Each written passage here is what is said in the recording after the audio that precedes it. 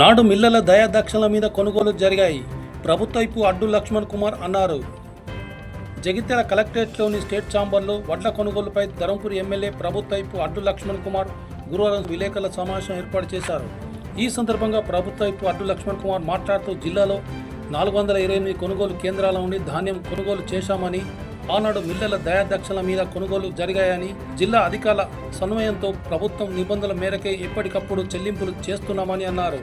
అకాల వర్షాల కారణంగా ఇబ్బందులు తలెత్తుతున్నాయని, రైతులు పండించిన చివరి గింజ వరకు కొనుగోలు చేస్తామని అన్నారు. ఈరోజు వరకు మన జగిత్యాల జిల్లాకు సంబంధించినటువంటి సుమారు 428 వడ్ల కొనుగోలు సెంటర్ల ద్వారా సుమారు 3,88,00,000 మెట్రిక్ టన్నుల వడ్లు వివిధ సెంటర్లో కొనుగోలు చేయడం జరిగింది. దానికి గాను గౌరవ ముఖ్యమంత్రి గారి యొక్క నేతృత్వంలో కూడా గౌరవ సివిల్ సప్లై మినిస్టర్ గారు ఉత్తమ్ కుమార్ రెడ్డి గారు, అదేవిధంగా ఈ జిల్లాకు సంబంధించిన మంత్రివర్యులు శ్రీధర్ బాబు గారు, పొన్నం ప్రభాకర్ గౌడ్ గారు, ముఖ్యంగా జిల్లాకు సంబంధించిన జిల్లా కలెక్టర్ గారు ఎప్పటికప్పుడు గత 15-16 నెలల క్రితం ఉన్నటువంటి ప్రభుత్వంలో టీఆర్ఎస్ బీఆర్ఎస్ ప్రభుత్వంలో కూడా వడ్ల కొనుగోలు సెంటర్ల కాడ రైతులు పరిగాడులు కలిపి తీవ్ర ఇబ్బందులు పడుతున్న పరిస్థితులు కదా. ఆ రోజు వడ్లు జోకిన తర్వాత కాంట అయిపోయినాక మిల్లర్ దగ్గరికి అన్లోడ్ చేసుకోవాలంటే రైతు పోయేసి మిల్లర్లతో మాట్లాడుకుంటూ ఆ మిల్లర్ యొక్క దయాదాక్షల మీద వడ్లు కొనుగోలు చేసేటువంటి పరిస్థితులు కూడా గత ప్రభుత్వం ఉండేది. ఈరోజు గౌరవ ముఖ్యమంత్రి గారి నేతృత్వంలో కూడా, రేవంత్ రెడ్డి గారి నేతృత్వంలో కూడా 6 నెలలు కష్టపడి రైతులు పంట పండించినాక ఏ రైతుకి ఇబ్బంది కావద్దని చెప్పేసి 18 నుంచి 23 వరకు ప్రభుత్వంలో ఉన్నటువంటి పరిస్థితులు మీరు చూసింది. వడ్ల కొనుగోలు వచ్చిందంటే రైతులు రోడ్లు ఎక్కే పరిస్థితి.